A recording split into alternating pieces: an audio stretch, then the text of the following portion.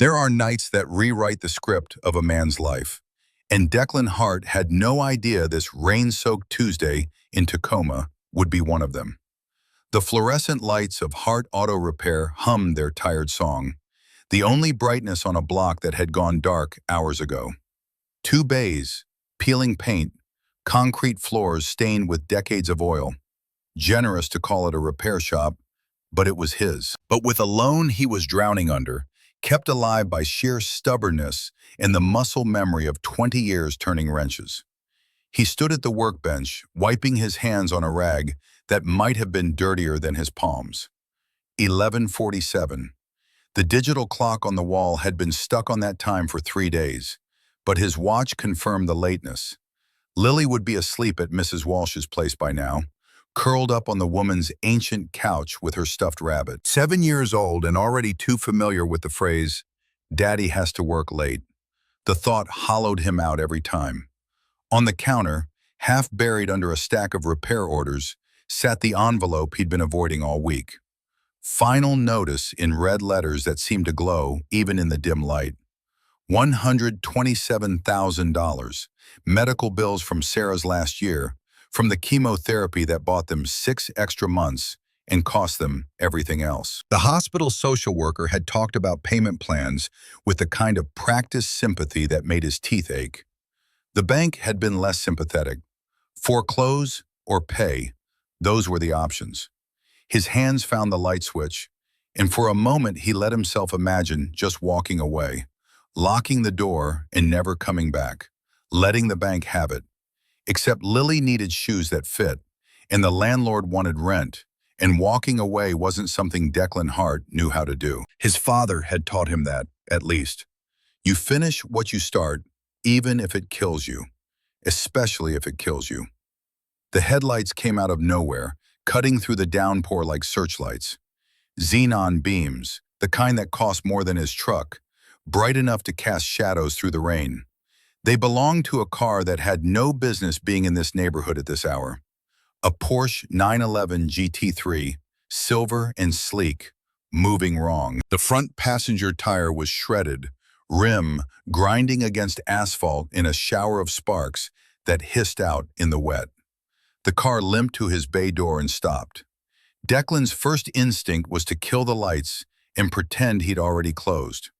He was bone-tired, and rich people with expensive problems usually meant headaches he couldn't afford. But then the driver's door opened, and he saw her. A girl. Couldn't be more than 16, stepping out into rain that hit her like a physical force. She wore a dress that looked like spun silk, the kind of thing you'd see in a magazine spread about Seattle society, now plastered to her thin frame. She was shaking so hard he could see it from 20 feet away. The girl's face held that particular terror that comes from being young and lost and completely out of your depth. Not just scared of the situation, scared of what would happen when she got home. Declan recognized that look. He'd seen it in the mirror enough times as a kid, back when his old man's temper ran hotter than it should have. She took 3 steps toward the garage and nearly collapsed. Her voice cracked when she spoke, words tumbling over each other. "I don't know what happened. The tire just exploded and my phone died, and I can't call anyone, and my mom is going to kill me, and I'm not even supposed to have the car." Every plan to close up and go home evaporated. Declan saw Lily in this girl's panic, saw his daughter 10 years from now, stranded and terrified, and prayed to a God he wasn't sure he believed in anymore, that someone would stop and help her, that someone would see her as a person, not a problem. He raised his hands slowly, showing empty palms. The gesture felt absurd, like he was approaching a spooked animal, but something in his gut said she needed to know he wasn't a threat. "Hey, it's okay. Come inside the garage where it's warm. I'll take a look at the tire." The girl hugged herself tighter, and for a second he thought she might bolt. "I don't have any money. I mean, I have cards, but my stepmom checks everything, and she'll see the charge and she'll know I took the car and—" The words dissolved into something between a sob and a gasp. Declan shook his head. "Kid, get inside before you catch pneumonia. Nobody's asking for money. He ushered her to the battered office chair near the space heater, the only warm spot in the whole building besides the coffee pot. The girl sank into it like her legs had given out. He grabbed his thermos from the desk, the one Sarah had bought him 7 years ago with "World's Best Dad" printed on the side in letters that were starting to fade. Lukewarm coffee, but better than nothing. The girl took it with shaking hands. Does it have caffeine? I'm not supposed to. Something about that, about a kid soaked to the bone and scared out of her mind, still worried about breaking the rules, cracked something in his chest. It's decaf. Drink. He went back out into the rain without waiting for a response. The tire wasn't just flat, it was destroyed. A blowout, the kind that happened when you pushed a car too hard or didn't check the pressure often enough. The rim had taken damage, scraping along the road. He'd need the jack and the spare from the trunk. The problem was, fancy cars like this often didn't carry full-size spares. They had those useless donut tires that were meant to limp you to the nearest dealer. Declan didn't use the air gun. The neighbors had complained before about noise after 10, and old Mr. Patterson next door had a heart condition. Instead, he cranked the lug wrench by hand, feeling every rotation in his shoulders and lower back. Rain plastered his coveralls to his skin. Water ran down his neck, cold enough to make his teeth chatter, but he kept working. 20 minutes to wrestle the destroyed rim off and mount the spare. It was a donut, just as he'd feared. Barely better than driving on the rim, but it would get her home. When he trudged back into the garage, dripping water everywhere, the girl had stopped crying. She was staring at the framed photo on his desk. Him and Lily at the zoo last summer, both of them grinning at a sea otter exhibit. That had been a good day. One of the last good days before school started and money got tight again. The girl's voice came out soft, almost shy. She's really cute. Declan wiped his face with his forearm, smearing grease and rainwater. She's a terror, but I keep her around.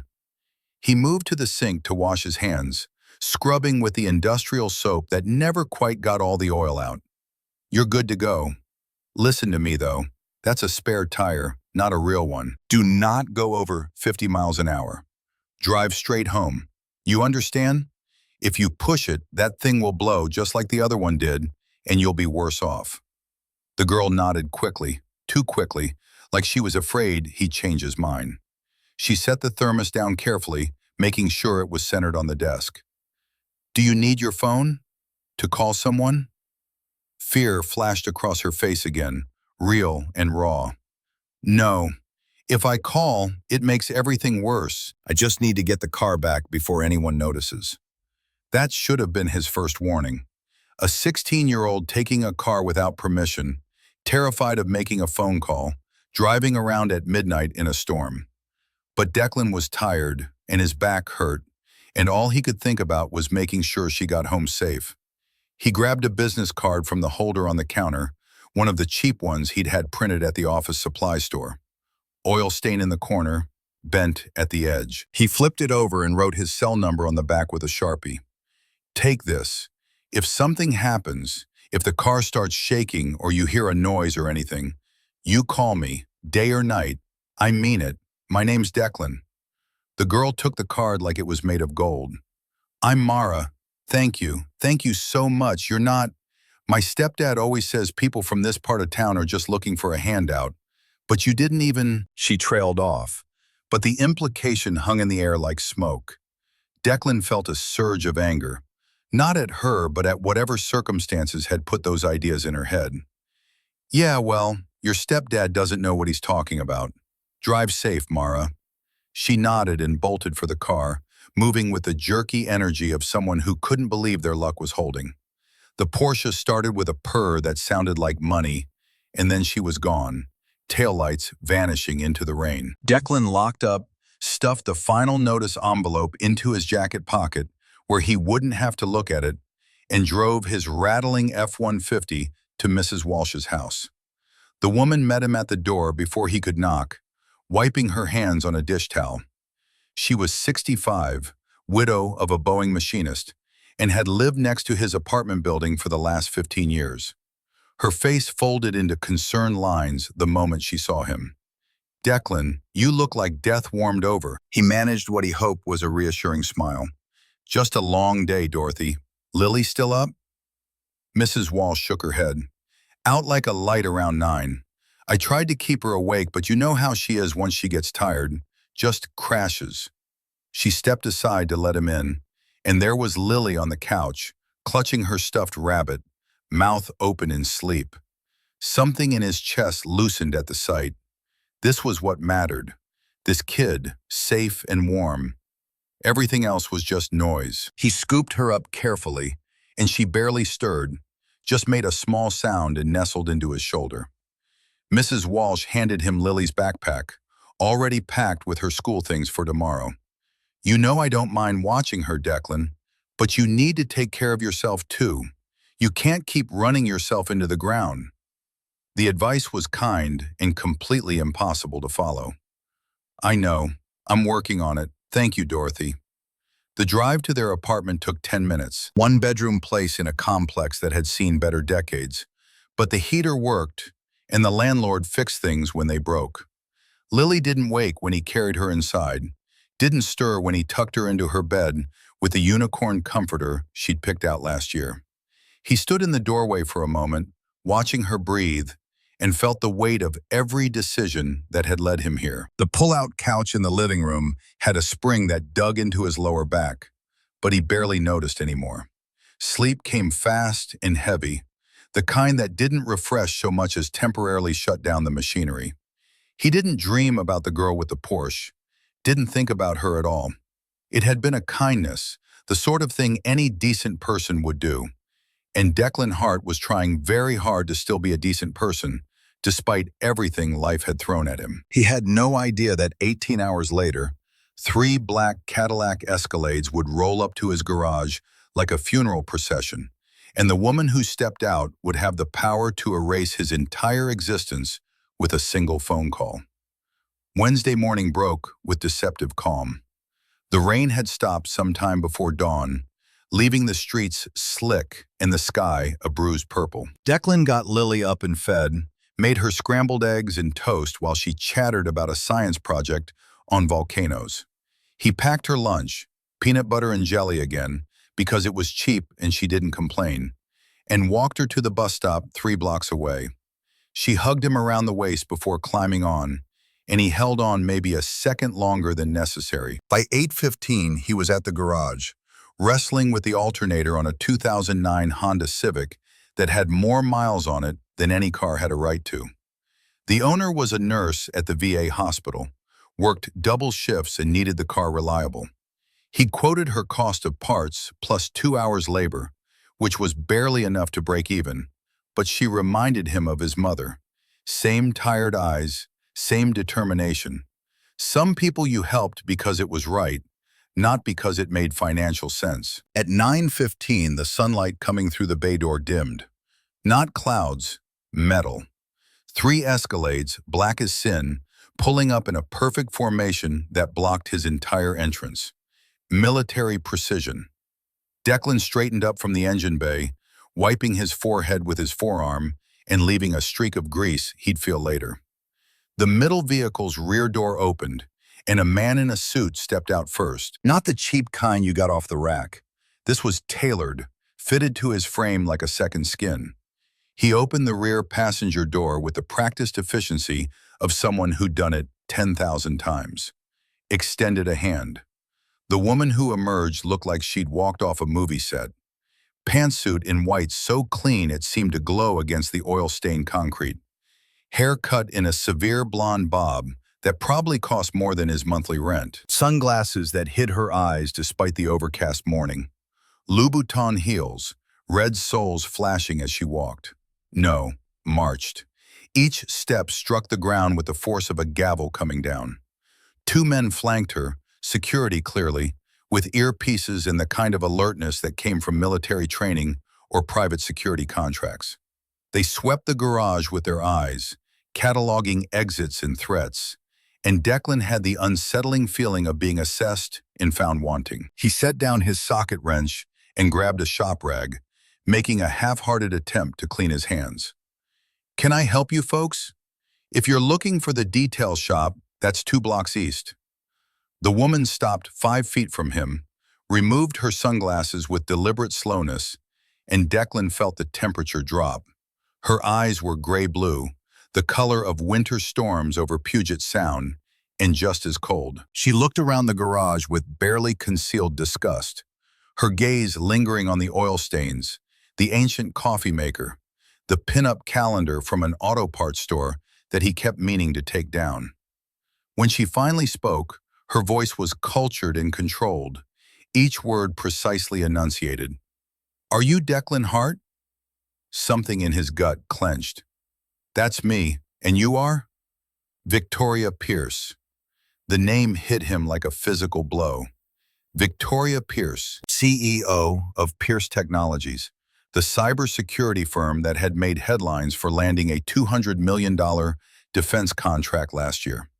Her face had been on the cover of Forbes, Business Insider, Seattle Times business section. One of the richest women in the Pacific Northwest, with a personal net worth that had more zeros than Declan could comfortably count.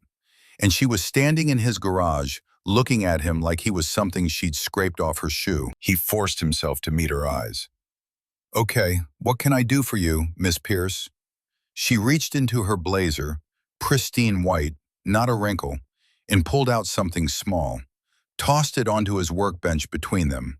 His business card, the one with the oil stain in the corner, the bent edge, the phone number scrawled on the back in his handwriting. "My daughter came home last night smelling like hydraulic fluid and cheap coffee. She was driving a vehicle she has no license to operate." She was terrified. Victoria Pierce took a step closer, invading his space with the confidence of someone who'd never been told no. And she had this in her pocket. The security guards shifted, ready to move if needed. Declan's pulse kicked up, but he held his ground. Victoria's voice dropped an octave, became something sharp enough to cut. "I know how men like you operate, Mr. Hart. You find a vulnerable girl from a wealthy zip code.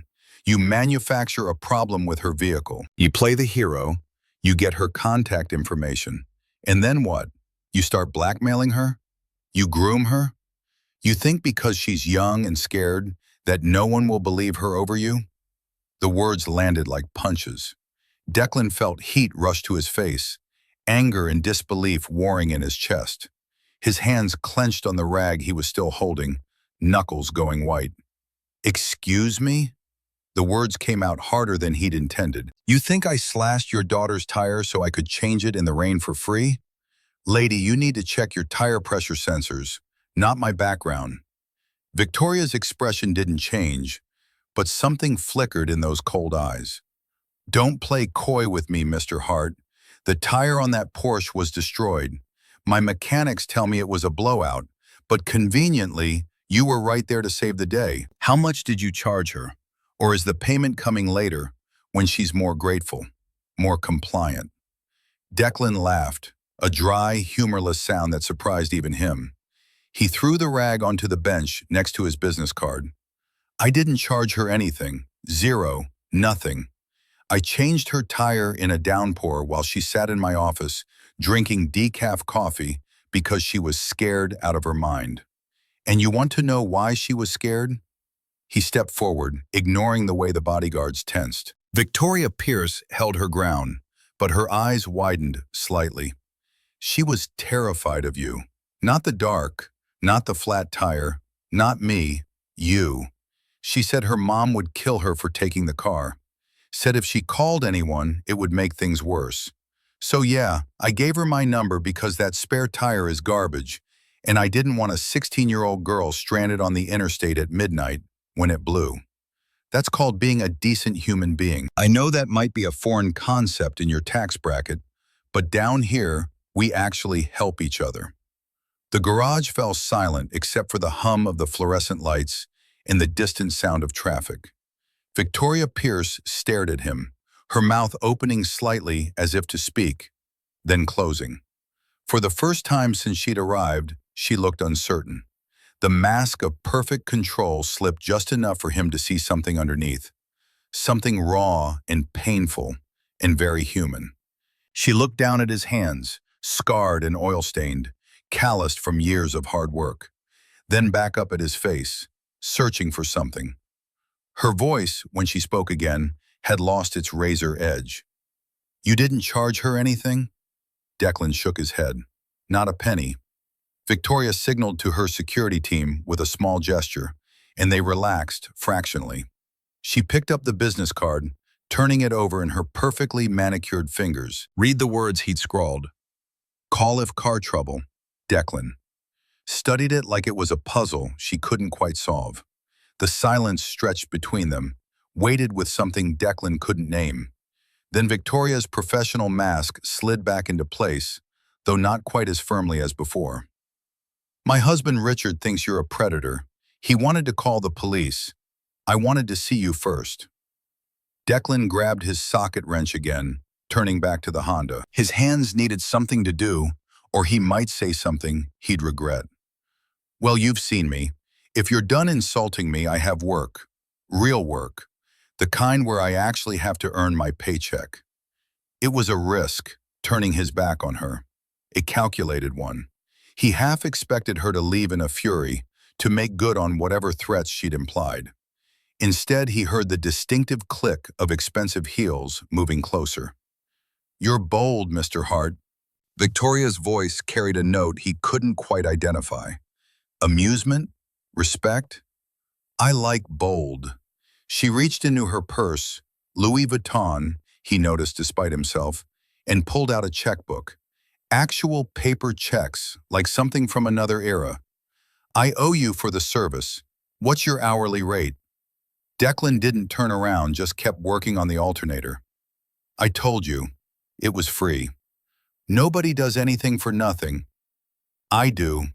He felt her watching him, assessing. When she spoke again, her voice was quieter, more thoughtful. "You're in debt, Mr. Hart. Deep debt. I can see the collection notices from here." That made him turn, anger flaring hot in his chest. "Get out of my shop." But Victoria Pierce was already placing a business card of her own on the workbench. Heavy stock, embossed lettering, smelling faintly of expensive perfume. "My daughter Mara is troubled. She doesn't trust anyone, especially not me, but she trusted you enough to keep this card." She tapped his grease-stained business card with one manicured nail. "I have a proposition for you, Declan. A job. It pays 10 times what you make here in a year." Declan barked out a laugh. "I'm a mechanic, not a babysitter." "I don't need a babysitter." Victoria's eyes held his, and for the first time, he saw past the ice to something desperate underneath. "I need a mechanic, and I need someone who isn't afraid to tell me to go to hell. You've proven you're qualified on both counts." She turned on her heel, heading for the door, then paused. The morning light framed her in silhouette, making her seem almost fragile for a moment. Almost. "Be at Pierce Estate at 7 p.m. tonight. Wear a suit. If you don't have one, buy one." Declan opened his mouth to tell her where she could shove her job offer, but she cut him off without looking back. "And if you don't show up?" Her voice carried the weight of absolute certainty. "Hart Auto Repair will be foreclosed on by Friday. I checked your lien holder this morning. I own the bank, Declan. I own this building. I own the block. Cross me, and you'll have nothing." She didn't wait for a response. The Escalades purred to life and pulled away in perfect synchronization, leaving Declan standing in his garage with a wrench in his hand and the feeling that his life had just taken a sharp turn into territory he didn't recognize. He looked down at her business card. Victoria Pierce, CEO, Pierce Technologies. Embossed gold lettering on cream stock. He should throw it away. Should tell her to hell with her threats, that he'd figure something out. But his eyes drifted to the stack of bills half hidden under a newspaper, to the final notice on top with its red letters screaming at him. $127,000. Lily needing shoes. Mrs. Walsh asking for nothing but getting older every day. The Honda's owner who needed her car to get to work. Declan pocketed the card and went back to work, but his hands weren't quite steady anymore. He'd made a deal with the devil. He just didn't know the price yet. Declan didn't buy a new suit, couldn't justify putting another dime on credit cards that were already maxed to the limit. Not for a woman who'd threatened to destroy him before she'd even learned his full name. He wore the only suit he owned, charcoal gray polyester bought 3 years ago for Sarah's funeral. It pulled tight across the shoulders now, testament to the physical labor that had thickened his frame since then. The fabric was cheap enough that you could tell under direct light, but he pressed a white shirt until the creases were sharp, polished his work boots until they shone like mirrors, and told himself dignity didn't require money. The drive to Pierce Estate took him through neighborhoods that got progressively cleaner, houses that got progressively larger, until he was winding up a private road through old-growth Douglas firs. The gate alone probably cost more than his annual revenue. Wrought iron scrollwork, security cameras mounted on stone pillars, sensors embedded in the driveway. It swung open silently as he approached, guided by technology that had already scanned his license plate, cross-referenced it against whatever database Victoria Pierce maintained, and decided he was permitted entry. The house materialized through the trees like something from an architecture magazine. Glass and steel in sharp angles, perched on a cliff overlooking Puget Sound. Beautiful in the way a knife is beautiful, all clean lines in implicit danger. The sun was setting behind it, turning the windows into sheets of molten gold. Declan's truck looked obscene parked in the circular drive, paint faded and rust spots showing, surrounded by all that calculated perfection. A man met him at the massive oak doors before he could knock. Butler, he supposed, though the word felt antiquated. Late 60s, impeccable posture, dressed in black with a precision that suggested military background. His eyes assessed Declan with the same efficiency as Victoria's security team had, cataloging threat level and finding him wanting. "Mr. Hart, you are expected. Please follow me." The man, Elias, Victoria had called him in her text message, led him through the house without small talk. They passed through rooms that looked like museum exhibits, walls hung with abstract art that probably cost more than Sarah's entire cancer treatment. Violent splashes of color on canvas, shapes that might have meant something to someone who understood that kind of thing. To Declan, they looked like anger made visible. Elias didn't take him to a study or a living room. Instead, they entered a private elevator tucked behind a seamless panel in the hallway. The doors closed with the whisper-soft click of German engineering, and they descended, down into the earth, into the foundation of Victoria Pierce's fortress. When the elevator opened, Declan stepped into a space that made his breath catch, despite every intention to remain unimpressed. A garage that belonged in a car collector's wet dream, climate-controlled and spotless as a surgical theater. The floor was polished epoxy, gray with metallic flakes that caught the light from LED tracks overhead. The air smelled of leather and motor oil and money. The cars arranged around the space were the kind you saw at auction houses and in coffee table books. A McLaren P1 in chrome blue, curves that seemed to flow like water, even standing still. A vintage Rolls-Royce Phantom, probably from the 60s, cream exterior and wood trim visible through the windows. A Lamborghini Aventador that looked ready to tear through reality itself. Each vehicle was positioned with gallery-like precision, spotlit and perfect. Victoria stood in the center bay, the empty one. She'd changed from her power suit into a silk blouse and tailored slacks, but she seemed no less formidable. If anything, the softer clothes made her harder to read. Beside her stood a man who could only be Richard Graves, the husband she'd mentioned. He was handsome in the way of men who could afford professional grooming, with capped teeth too white to be natural, skin tanned despite Seattle's perpetual gray, hair perfectly styled with product that probably cost more per ounce than Declan's cologne. Richard held a tumbler of amber liquid, bourbon or scotch, something expensive, and his eyes were already glassy with it. When he spoke, the words came out slightly slurred, edges blurred by alcohol. "So this is the night in shining coveralls." Victoria's jaw tightened almost imperceptibly. "Richard, behave." Declan didn't extend his hand. Something about the way Richard was looking at him, assessment mixed with contempt, the kind of gaze that reduced people to their tax brackets, made the gesture feel pointless. "I'm not late. Your gate took 5 minutes to process." Richard stepped forward, invading space the way drunk men do when they're feeling territorial. The smell of expensive scotch rolled off him in waves. "Let's cut to the chase, mechanic. My wife thinks you're some kind of savant because you helped our daughter. I think you're a con man who got lucky with a flat tire. But since Victoria controls the charitable foundation budgets, here you are. Show him the car."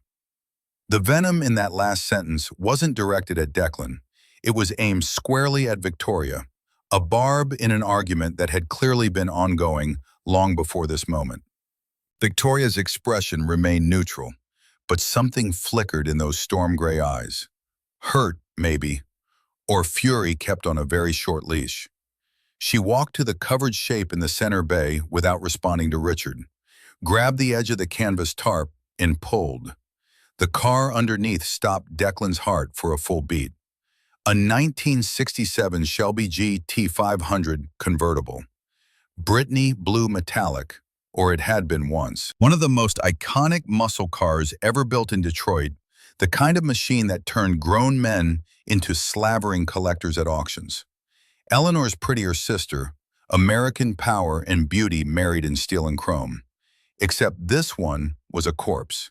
The front end was crushed inward like an accordion, metal folded on itself in ways that told the story of catastrophic impact. The windshield was a spider web of cracks, held together by safety film but essentially destroyed. The driver's side door was caved in, the kind of damage that spoke to a side-on collision or a roll. Leather interior torn and stained. And there, on the driver's seat, a dark patch that had dried to brown, but could only be one thing. Declan moved without thinking, drawn by instinct and professional horror. He circled the wreck slowly, running his hand over the destroyed metal. The frame would be bent, no way it wasn't.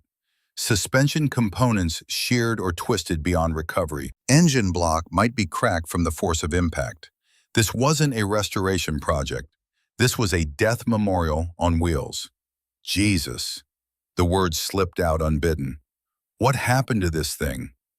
The silence that followed felt heavy enough to crush bone. Richard took a long pull from his tumbler, ice clinking, and turned away. When Victoria finally spoke, her voice had lost all its boardroom certainty. An accident, 10 years ago. Declan looked up from where he'd been examining the destroyed suspension. "You've kept a totaled classic in climate control for 10 years without touching it?" Victoria's hand traced along the edge of the crumpled hood, fingers following the line where paint gave way to bare metal. "I want it restored, to factory condition. I want the engine to purr the way it did the day Marcus drove it off the lot. I want every dent erased, every scar eliminated. I want the memory of the crash obliterated from existence." The way she said the name, Marcus, held too much weight. Declan filed it away and forced himself to be honest, even knowing honesty might cost him whatever lifeline she was offering. "This is a total loss, Miss Pierce. To fix this, I'd have to rebuild it from the skeleton up. Parts for a 67 Shelby are nearly impossible to source. You're looking at 6 months minimum, maybe a full year, and that's if everything goes perfectly, which it never does." Victoria's eyes met his, and the intensity in them made him take a half step back. "I don't care how long it takes. I don't care what it costs. I've located a warehouse of original parts in Pennsylvania. They'll arrive next week. You work here every night, 6 p.m. to midnight. Keep your garage during the day, but your nights belong to me." Declan wanted to ask why. Why this specific car? Why now? Why such obsession with erasing what had clearly been a tragedy? But Richard answered before he could formulate the question, anger and alcohol stripping away whatever filter might have existed. "Don't touch it!" The shout echoed off concrete walls. Richard slammed his glass down on a pristine workbench hard enough that the heavy crystal should have shattered. "This is insanity, Victoria. That car is cursed. It killed Richard! Victoria's scream was primal, stripped of every shred of control she'd maintained until that moment. It rang with panic and rage in equal measure. Get out! Go upstairs! Now! Richard glared at Declan with pure, distilled hatred. You fix this car, grease monkey, and you'll regret it. Some things are broken for a reason. Some ghosts should stay buried. He stormed toward the elevator, unsteady on his feet, and jabbed at the button with more force than necessary. The doors closed on his fury, leaving Declan and Victoria alone in the underground garage, with the ghost of a car between them. Victoria sagged against the McLaren, as if the effort of standing upright had become too much. The mask of corporate perfection slipped away entirely, revealing something fragile underneath. She looked suddenly older, worn down by carrying weight Declan couldn't see. The job pays $50,000 a month. Her voice came out flat, stripped of inflection. Plus a completion bonus. That clears your debt in 3 months, Declan. It secures Lily's future. It gives you breathing room you haven't had in years. Declan looked at the destroyed Shelby, then at the woman who was clearly as broken as the machine she wanted rebuilt. He saw the stack of final notices on his counter, saw Lily wearing shoes that pinched because they'd bought them on sale a size too small, gambling she wouldn't grow too fast. Saw Mrs. Walsh getting older every day, her kindness something he could never adequately repay. I need half up front, and I don't work for Richard, I work for you. If he comes down here while I'm working, I walk. Those are the terms. Victoria straightened, and the mask slid back into place like armor being donned for battle. Agreed. Elias will have the check cut before you leave tonight. Declan pointed at the dark stain on the driver's seat, the question he couldn't not ask. Is that blood? Victoria turned away, walking toward the shadows at the edge of the garage, where the light didn't quite reach. Her voice floated back, small and broken. Just fix the car, Declan. Please. 3 weeks later, Declan's relationship with exhaustion had evolved from antagonistic to something approaching Stockholm Syndrome. The bank lien had evaporated with Victoria's first check. $50,000 that cleared faster than anything he'd ever deposited. He'd paid off the most urgent debts, bought Lily the purple bicycle she'd been wanting, streamers on the handlebars, bell that rang clear as laughter, watched her face light up like he'd given her the moon. But the price of that financial relief was being paid in sleep and sanity. 8 a.m. to 5 p.m. at Hard Auto, keeping his regular clients happy, maintaining the reputation that had taken 15 years to build. Then 6 p.m. to midnight at Pierce Estate, descending into that underground cathedral of machines to wage war against the Shelby's destroyed chassis. Mrs. Walsh watched Lily every evening without complaint, but the concern in her eyes grew sharper each time he picked his daughter up after midnight. The work itself was brutal and meditative in equal measure. Declan had stripped the car down to its skeleton, removing every component until only the bare frame remained. Metal stripped of pretense, showing its wounds. He'd spent 4 days with a hydraulic press and a measuring laser, straightening the frame millimeter by millimeter. The precision required was maddening. Too much force and the frame would crack, too little and the geometry would remain wrong, making the car undrivable. The garage was silent most nights except for the sounds of labor. Metal on metal, the hiss of welding equipment, the occasional curse when something didn't line up as it should. Richard kept his word and stayed away, though Declan sometimes felt eyes on him from the elevator camera. Victoria appeared intermittently, standing at the edge of the workspace, watching without speaking. Her presence was neither intrusive nor comforting. She simply existed on the periphery, a ghost observing the resurrection of another ghost. Then Mara started coming down. It began innocuously enough. She'd appear under the pretense of grabbing a soda from the garage refrigerator stocked with drinks Declan never touched. Expensive craft sodas, imported waters, things that cost more per bottle than he spent on lunch. She'd linger, watching him work, pretending to scroll through her phone. By the end of week 4, She wasn't pretending anymore. The girl was lonely in a way that transcended simple isolation. She had everything money could buy and nothing that mattered. Declan recognized the signs because he'd seen them in the mirror often enough after Sarah died. That particular hollowness that comes from being surrounded by people who see through you rather than seeing you. On a Tuesday evening in week 5, Mara hopped up on a stool near his workbench while he was calculating fuel-air mixture ratios for the rebuilt engine. She watched him work through the math for maybe 3 minutes before sighing dramatically. "You're doing it wrong." Declan looked up, grease smeared across his nose from wiping his face without thinking. "Excuse me? I've been fixing cars since before you were born, kid." "Yeah, but that's basic algebra." Mara slid off the stool and plucked the notepad from his hand before he could protest. "You forgot to carry the variable here. Look." She scribbled corrections with the mechanical pencil he kept behind his ear, her handwriting surprisingly neat for someone who spent most of her time on devices. Declan checked her work, following the equations, and felt something between embarrassment and amusement. The kid was right. "Okay, Einstein, you think you're smart? Hand me a 10mm socket without asking what it looks like." Mara's eyes lit up with something like challenge. "Try me." Within a week, she'd become his unofficial apprentice. She wasn't afraid of the dirt and grease that came with real work. In fact, she seemed to crave it. The only time she looked truly relaxed was with oil under her fingernails, helping Declan sand down a rusted fender or test electrical connections. They fell into an easy rhythm, working in comfortable silence, broken by conversation about everything and nothing. School, boys, the way Richard pretended she didn't exist unless Victoria was watching.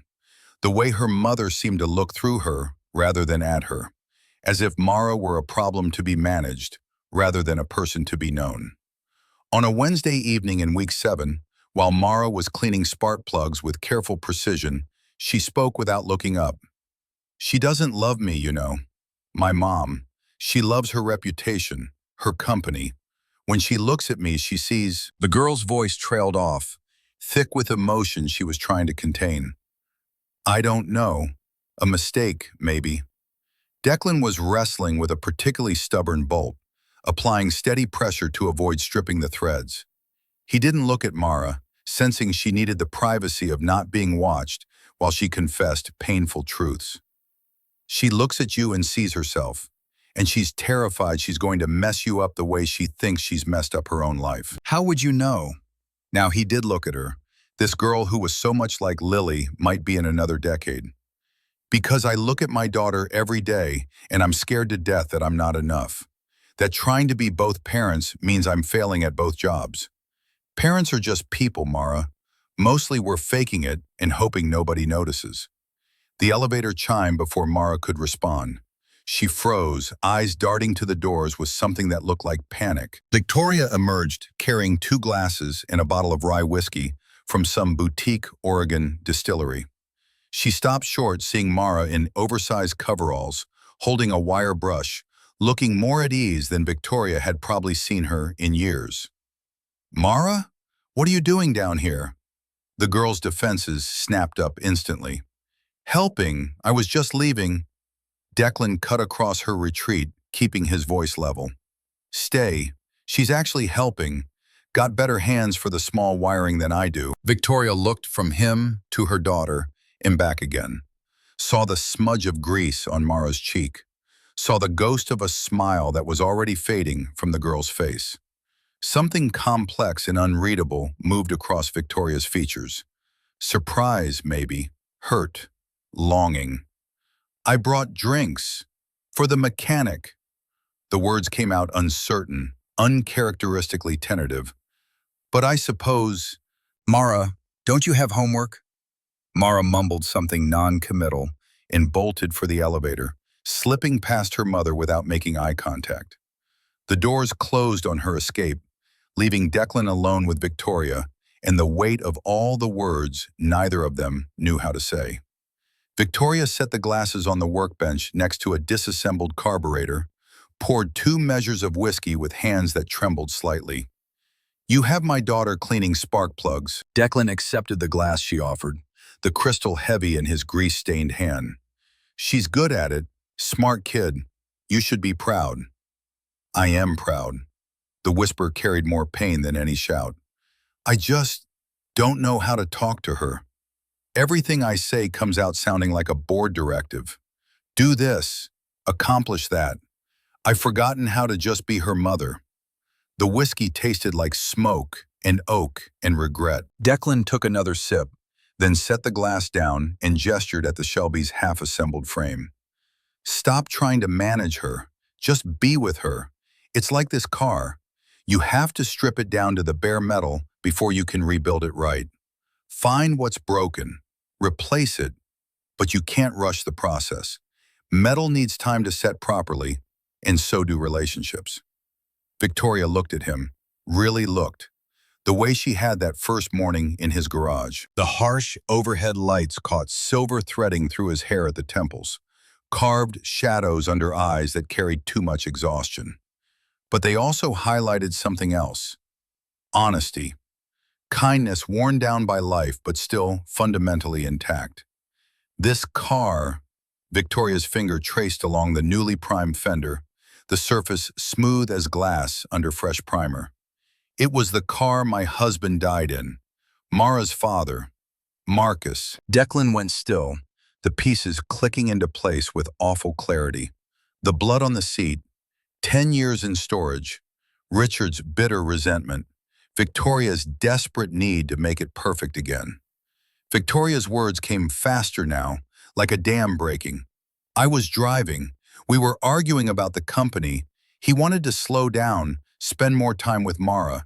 She was only 6. I wanted to expand, to prove I could build something that mattered. It was raining, just like the night you helped my daughter. We were on Highway 101 south of Olympia. I lost control on a curve, hit a guardrail, rolled twice. Her voice cracked but didn't break. Marcus died on impact. Steering column crushed his chest. I walked away without a scratch, not even a bruise. The universe decided I got to live, and he didn't. And I've spent every day since trying to figure out what I'm supposed to do with that. Tears were streaming down her face now, carving tracks through makeup that probably cost more than Declan's weekly grocery budget. Richard hates this car because it reminds him he's second choice.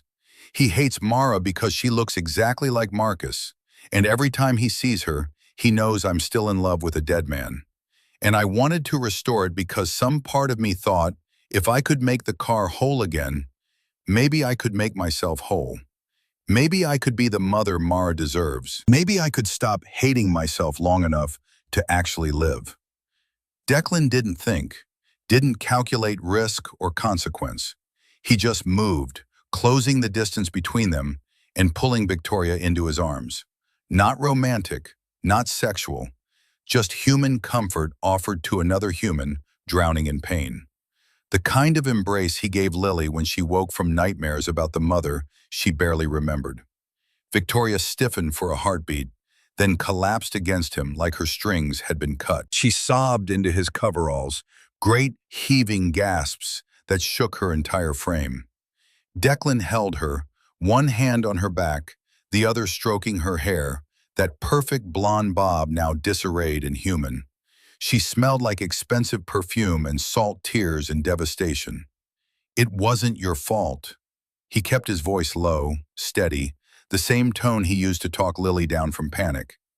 Accidents are called accidents because nobody means for them to happen. You didn't murder him, Victoria. You survived. And beating yourself up for 10 years won't bring him back. They stood like that for a long time, long enough that Declan's back started to protest holding someone up. When Victoria finally pulled away, her makeup was destroyed, eyes swollen and red. She looked more beautiful in that moment than she had in all her corporate armor.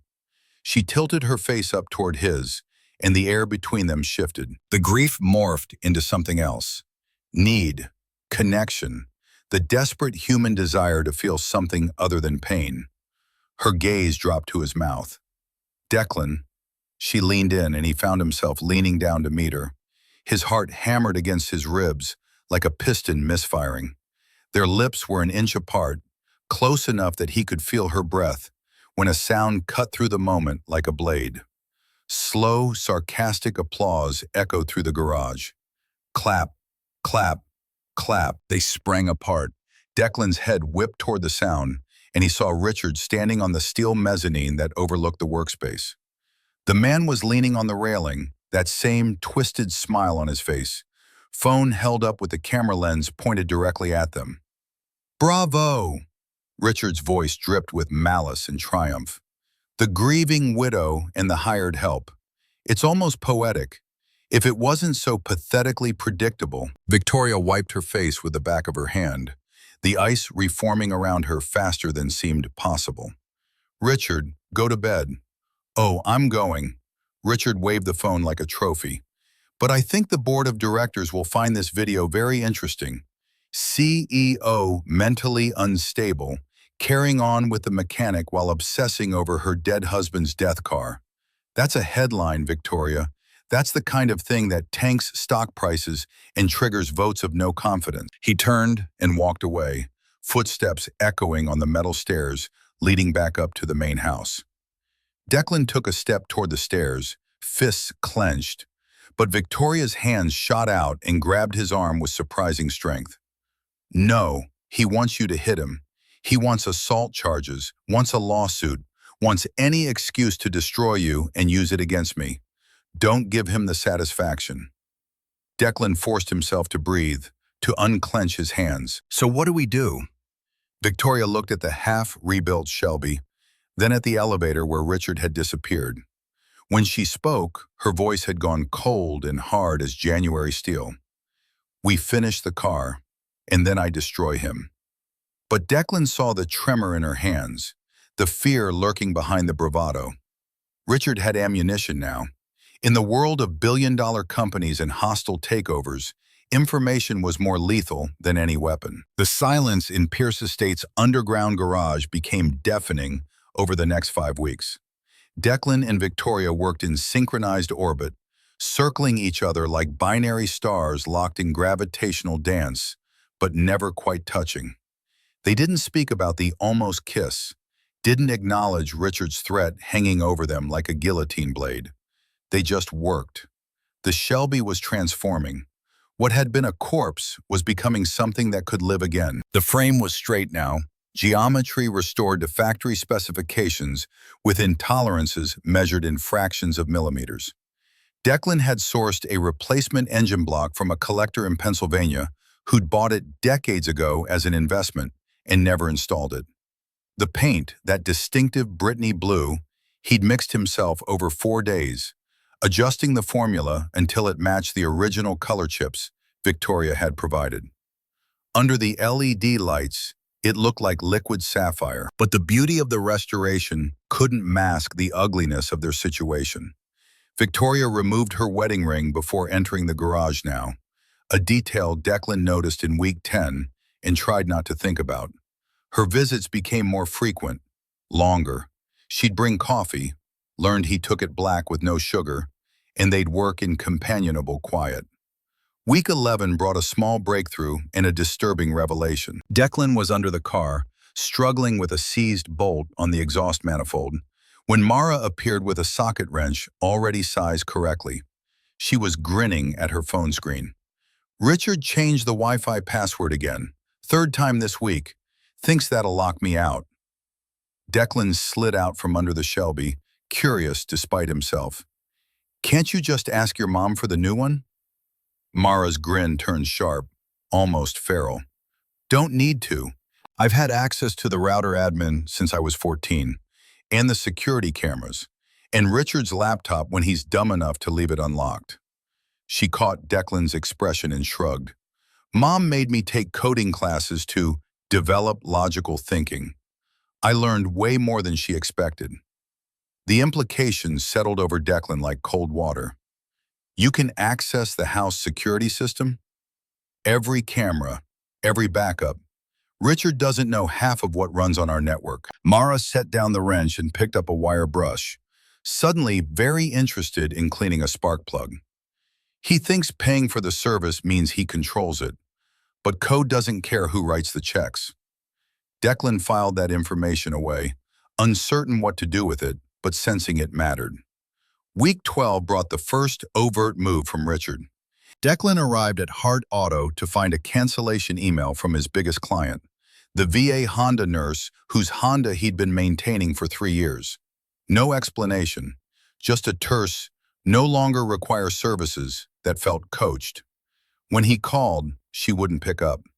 Mrs. Walsh mentioned seeing a man in an expensive suit talking to some of Declan's regular customers. The description matched Richard's build. Week 13, Victoria came down to the garage ashen-faced. 3 board members had been invited to private dinners by Richard. Individual meetings, no spouses, no paper trail. When she'd asked about them, they deflected with the kind of smooth evasion that spoke of practiced deception. He's building a coalition. Victoria's hands shook as she poured whiskey neither of them touched. Getting them comfortable with the idea of new leadership, planting seeds about my instability, my obsession with the past. When he makes his move, he'll already have the votes. Week 14, Declan found something that made his blood run cold. A tiny device, no bigger than a button, tucked into the underside of his workbench in the estate garage. He recognized it from a case he'd worked on years ago, when a customer suspected their spouse was tracking them. Audio surveillance, professional grade. He showed Victoria without speaking, both of them suddenly aware of how many conversations Richard might have recorded, how much ammunition they'd handed him. On Thursday morning of week 15, Declan was at Hart Auto, 3/4 of the way through a transmission rebuild, when he heard the tires. Multiple vehicles, moving fast. His gut clenched before his brain caught up. The police hit like a SWAT team raiding a drug house. 4 uniforms, 2 detectives, boots thundering on concrete. Detective Morrison, bulldog face, dead eyes, led the charge, shoving a warrant into Declan's chest hard enough to leave a bruise. Declan Hart, you're under arrest for grand larceny, receiving stolen property, and corporate espionage. The words felt like they were coming from underwater. Declan's hands went up automatically, muscle memory from growing up in neighborhoods where compliance kept you alive. There's been a mistake. I work for Pierce Technologies. Miss Pierce hired me. Save it. Morrison spun him around, slammed him face first into the lift. The impact split Declan's lip, filled his mouth with copper. Handcuffs bit into his wrists, clicking tight enough to cut circulation. We got a very detailed tip about parts you've been stripping from their private collection. Another officer emerged from the back office, evidence bag held high like a trophy. Inside, gleaming chrome, unmistakable even through plastic, was a vintage Shelby fuel injection system worth more than Declan's truck. His stomach dropped into his boots. I've never seen that before. That's from the car I'm restoring. It should be at the estate. Yeah, funny how that works. Morrison's smile was ugly. Rich guy plays hero, poor guy takes the fall. Story old as time. They dragged him outside into morning sun that felt obscene. Neighbors had gathered. Mrs. Walsh on her porch, hand pressed to her mouth, tears streaming down her weathered face. Mr. Patterson, from next door, shaking his head. A lifetime of reputation built through honest work, destroyed in 30 seconds. As they shoved him into the cruiser, Declan caught a glimpse of black metal down the block. Richard's Escalade, window down just enough to show his face. That smile. That goddamn smile. Richard raised his hand in a lazy salute, and Declan understood with perfect clarity. This had never been about the car. It was about power. About making sure Declan knew his place. The sirens drowned out everything else. The holding cell smelled like industrial cleaner fighting a losing battle against decades of human misery. Declan sat on the metal bench, elbows on knees, hands clasped so tight his knuckles went white. The clock on the wall read 11:23 a.m., 4 hours and 37 minutes until school let out. He tried to think strategically, to plan, but his mind kept circling back to Lily. 7 years old, waiting at the pickup spot, scanning every face for the one that mattered.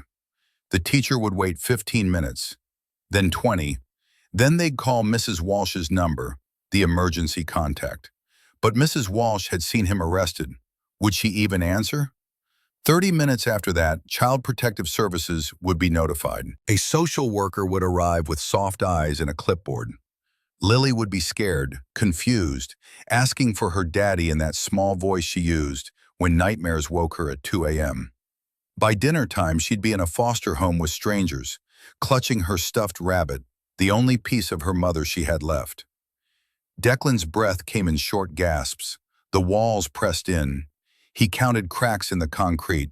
47, always 47, trying to anchor himself to anything real. 3 years ago, Sarah had lain in a hospital bed 2 miles from here, skeletal from chemo, thinning hair against cheap pillows. She'd taken his hand with what little strength remained and made him promise. Take care of our girl. Don't let her grow up thinking she wasn't enough. The machines had beeped their steady rhythm, counting down the hours she had left. Promise me, December, whatever happens, she comes first. He'd promised, and now he was breaking that promise from a cell that stank of failure. The clock read 2:47 p.m., 13 minutes until school ended, 20 minutes until panic set in, 1 hour until his daughter's world shattered. Declan put his head in his hands and tried not to scream. Across town, Victoria sat in a board meeting that felt like watching chess pieces move in slow motion toward checkmate. Henderson from finance was talking about quarterly projections, but his eyes kept sliding to her with something that looked like pity. Martinez from operations had her phone face down on the table, checking it every 30 seconds. They knew something. Victoria's phone vibrated against her thigh. She'd silenced it for the meeting, but the buzz felt like an alarm bell. She glanced down under the table. Richard's name. A text. Check the news. Her blood crystallized in her veins. She opened the browser with hands that wanted to shake but couldn't. Not here, not in front of them. The headlines loaded like bullets. Pierce Technologies contractor arrested for grand theft. Mechanic accused of stripping million-dollar classic car collection. CEO's restoration project ends in scandal. A second text arrived. Your grease monkey is in chains. Resign by 5 p.m. or the video goes public. I'll testify you were his accomplice. The company, the house, and Mara all become mine. Your choice, darling. Victoria stood so abruptly her chair crashed backward. 15 faces turned toward her, expressions ranging from concern to calculation. She saw Henderson's mouth open to speak and cut him off with a single raised hand. Meeting adjourned. Now. She walked, didn't run, wouldn't give them that, to her office. Locked the door, called her head attorney with fingers that finally allowed themselves to tremble. Get Declan Hart out. Whatever it costs. Mortgage my personal assets if you have to. The lawyer's voice carried the careful neutrality of someone delivering a terminal diagnosis. Miss Pierce, I'm afraid that's not possible. The DA is pushing for no bail, citing flight risk, and I've just received Richard's affidavit, submitted this morning. He claims you were unaware of any theft, positions himself as the concerned party who discovered the crime. If you intervene now, it looks like obstruction, like you're protecting a lover you're alleged to have. He paused. There's video, Victoria. He has video of you and Hart in compromising circumstances. If this goes to trial, your credibility is destroyed before we even begin. The phone hit the wall hard enough to crack the screen and dent the drywall. Victoria sank into her chair, staring at the city sprawled below her window. She'd built an empire in this place, commanded rooms full of men who thought they could intimidate her, made decisions that moved markets and shaped lives. And she was powerless to save one decent man from being crushed by her mistake of a second marriage. Help Declan, and Richard would paint her as unhinged, use the video to force her resignation, take everything, including Mara. Do nothing, and Declan went to prison while she kept her kingdom of ash. The door opened. She hadn't heard a knock, hadn't buzzed anyone in. Victoria's head snapped up, ready to destroy whoever had ignored a locked door. Mara stood in the doorway wearing Victoria's blazer over her school uniform. The jacket swallowed her thin frame, sleeves hanging past her wrists. But something in her posture, shoulders back, chin up, eyes blazing with purpose, made her look older than 16, made her look dangerous. He didn't do it. Victoria's voice came out raw, stripped of its usual polish. I know, but Richard planned this perfectly. I can't prove anything without destroying us both. Richard's an idiot. Mara crossed to the desk and set down her laptop with careful deliberation.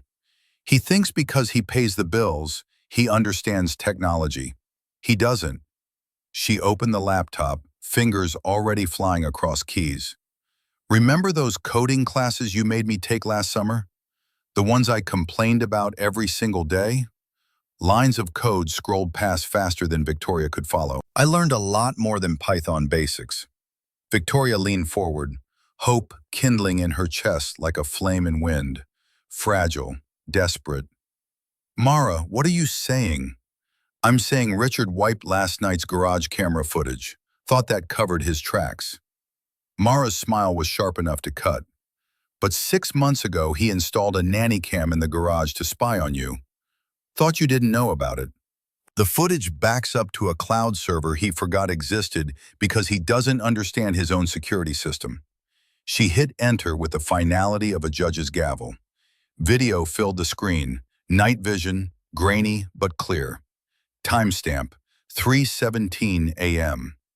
Richard entered the garage with another man, face hidden by a hoodie. They moved to the Shelby with professional efficiency, removing the fuel injection system with tools they'd brought. Richard handed over an envelope thick with cash, then a box. His voice came through, tinny but audible. Planted in his shop, back office, behind the filing cabinet where he keeps the old records. Make it look like he was trying to hide it. The hooded man nodded. When should I call it in? 8:45 sharp, anonymous tip. Say you saw him loading parts into his truck last night.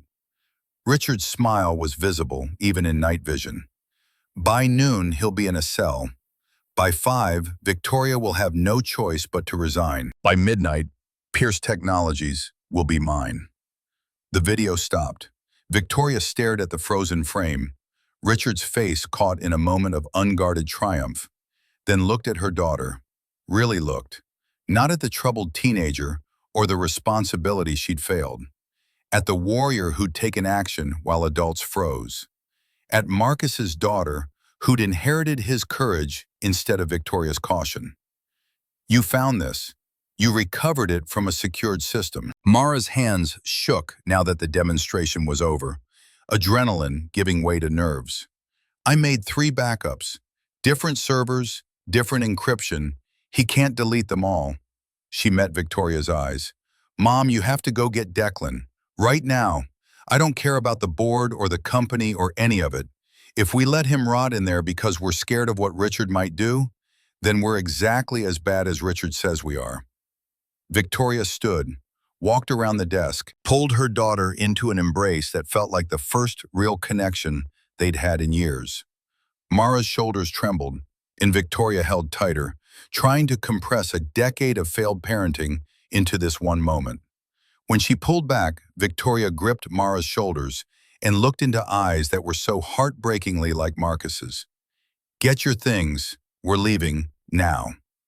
The police station had the institutional atmosphere of a place designed to strip away dignity. Victoria Pierce walked through those doors in her power suit and Louboutins like she owned the building, which technically, through various investments, she partly did. Mara followed one step behind, laptop clutched to her chest like armor. The desk sergeant started to speak, probably some variation of, "You'll need to wait," but Victoria's voice cut through like a blade through silk. I need to see Captain Patterson, now. This is not a request. Something in her tone, or perhaps her reputation, moved the gears of bureaucracy faster than usual. 5 minutes later, she stood in the captain's office. Detective Morrison sat in the corner wearing an expression of smug satisfaction. The captain, gray-haired, exhausted, caught between politics and procedure, gestured to chairs. Miss Pierce, I understand you're concerned, but the evidence in this case is substantial. The evidence is fabricated. Victoria didn't sit. Mara, show them.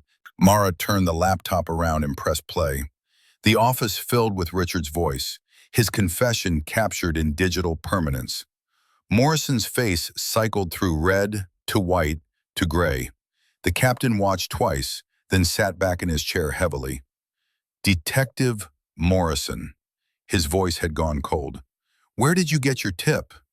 Morrison's jaw worked silently. Richard Graves called it in personally, said he'd witnessed suspicious activity and felt obligated. You didn't think it was strange that a CFO was calling in tips about his own company's contractor at 8:45 in the morning? The captain's tone could have frozen nitrogen. Unarrest Hart immediately and get me an arrest warrant for Richard Graves. Multiple felonies. Do it now.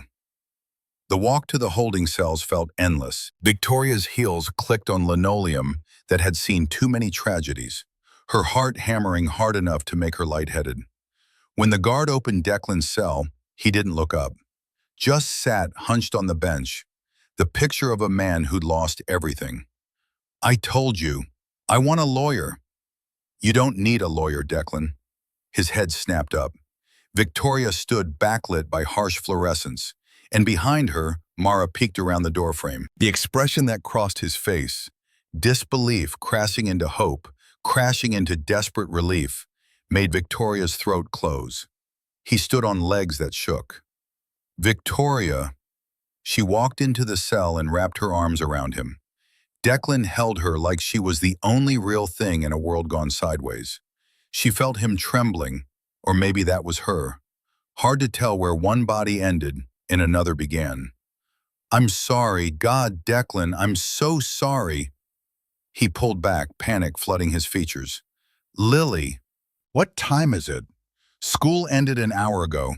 If nobody picked her up, Mrs. Walsh has her. Mara's voice was quiet but steady. I called her from the car, told her you were helping us with an emergency, and asked if she could get Lily from school. She said yes immediately. Lily's at her house right now, eating pizza and watching cartoons. She doesn't know anything's wrong. Declan stared at Mara like she'd materialized from thin air. Then, without warning, he pulled her into the embrace too. This makeshift family of broken people trying to hold each other together. Mara made a sound halfway between a laugh and a sob. You used the number from the business card, the one I gave you that first night. Yeah. Mara's voice was muffled against his shoulder. Seemed like the right thing to do. Victoria pulled back first, switching gears with visible effort. Richard's still free. And tonight's the gala. 300 people, half the board, every major investor. He planned to announce your arrest and my resignation. Force me out publicly. We can't let him have that stage. Declan's exhaustion burned away, replaced by something harder. Is the car finished? Mechanically, yes, but it needs final tuning, and we need to test it.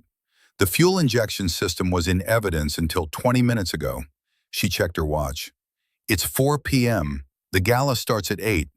I need tonight and tomorrow to do it right. Declan's voice carried absolute certainty. We can't rush the timing. One mistake and the engine seizes at the worst possible moment. Tomorrow night then, Friday's gala. Victoria nodded. Richard will be even more confident, more vulnerable. Declan met her eyes. He tried to take my daughter from me, tried to destroy everything I've built. I'm not letting him win. They spent Thursday night and all of Friday in the estate garage. Declan worked with the focused intensity of a man who'd found purpose in precision. The fuel injection system had to be perfect. One miscalibration and the engine would flood or starve, leaving them dead in the water at the worst possible moment. Mara assisted, handing tools before he asked, learning to read his body language the way surgical nurses learned surgeons' rhythms. Victoria watched, occasionally helping but mostly bearing witness. This wasn't just about the car anymore. It was about proving that skill and integrity could triumph over money and malice. Friday at 2 p.m., Declan slid into the driver's seat for the first real test. His hands trembled as they gripped the wheel. Victoria stood by the hood, Mara by the door, both holding their breath without realizing it. The key turned. The starter caught. The engine coughed, sputtered, died. Victoria's heart dropped. "Declan, give me a minute." His voice was steady despite everything. He popped the hood, checked fuel lines, verified pressure. The timing was off by fractions of a second. He adjusted, recalibrated, tried again. Second attempt. The engine roared, shook violently, seized. Declan killed the ignition before damage could occur. Mara stepped forward. "Let me check the electrical." "It's not electrical, it's air mixture." Declan was already elbow deep in the engine bay, making micro adjustments to the carburetor. Tweaks measured by feel more than instruments, the kind of expertise that came from 3 decades of intimate knowledge. Third attempt. The key turned. The starter engaged. The engine caught, coughed, roared, sang. 8 cylinders firing in perfect synchronization, the sound of American muscle reborn. The Brittany blue paint seemed to glow under the lights, no longer a corpse, but a resurrection. Declan sat in the driver's seat, hands on the wheel, an exhaled breath he hadn't known he was holding.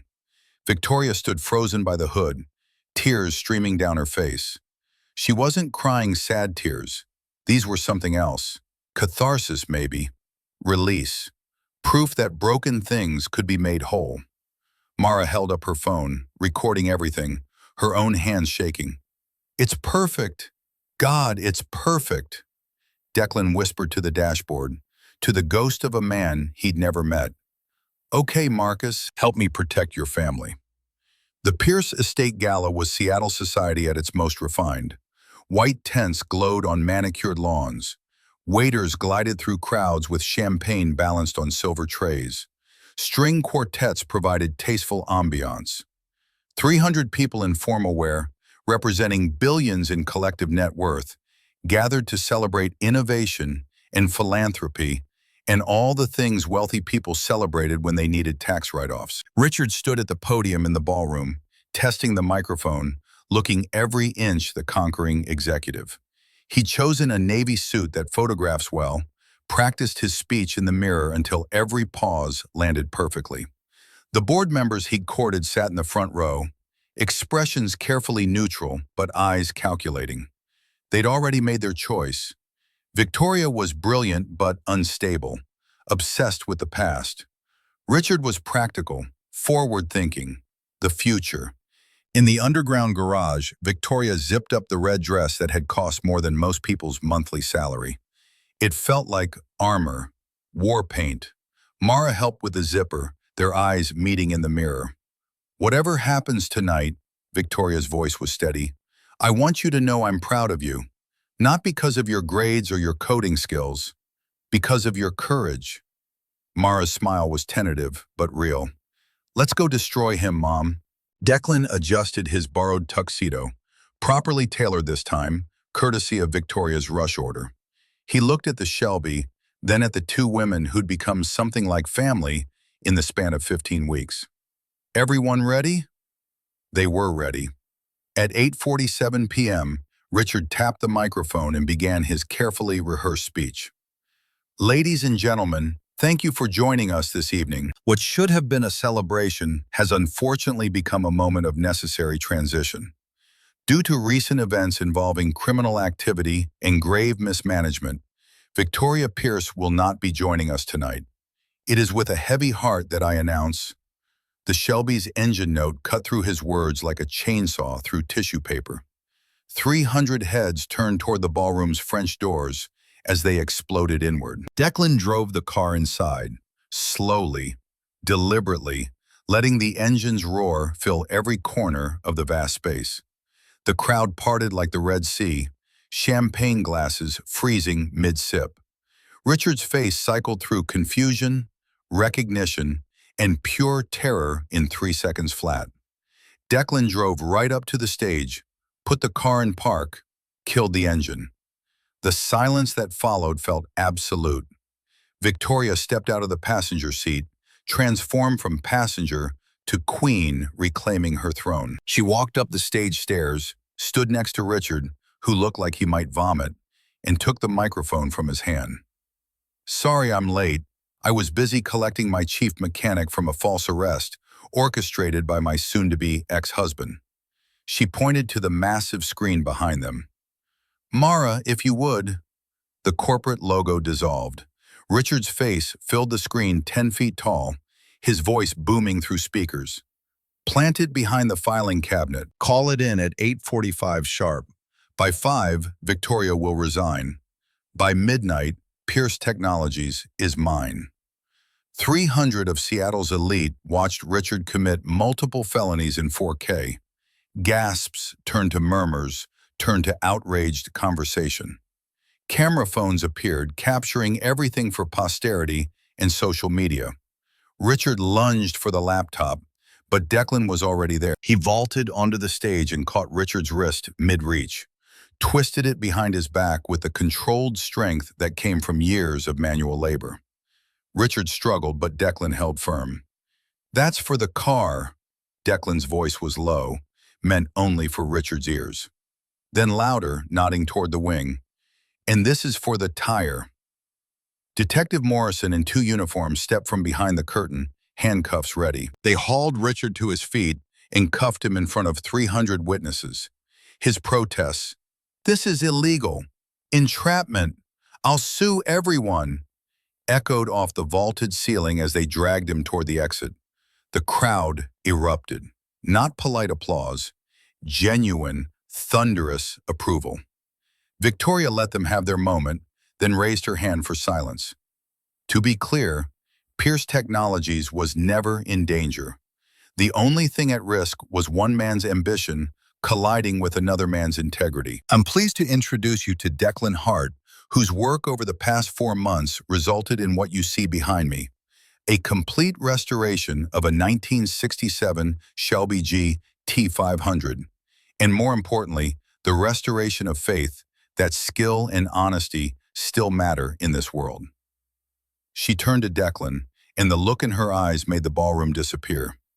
"You clean up well, Hart." "I try. Does this mean I get that completion bonus?"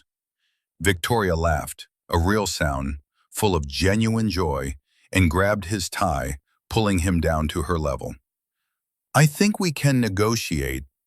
She kissed him in front of the board, the investors, the press, and 300 witnesses. Kissed him like he was oxygen and she'd been drowning. The crowd lost its collective mind. When they finally broke apart, Victoria kept her hand in his and turned back to the microphone. "The gala will continue. Please enjoy the evening. Pierce Technologies is stronger than ever." She led Declan off the stage, Mara joining them in the wings. The 3 of them stood together, watching the crowd reform around the scandal, already spinning narratives they'd share for years. "What now?" Mara asked. Victoria looked at Declan, then at her daughter. "Now we go home, all of us, together." Outside, rain had started falling, soft and gentle this time, not the punishing storm that had started everything. Declan thought about that Tuesday night 15 weeks ago, about a scared girl and a flat tire, and a choice to stop instead of drive past. Some things worth having start with the smallest acts of kindness. Some families are built from broken pieces, and some debts, the ones paid in integrity instead of currency, come with interest that money could never buy.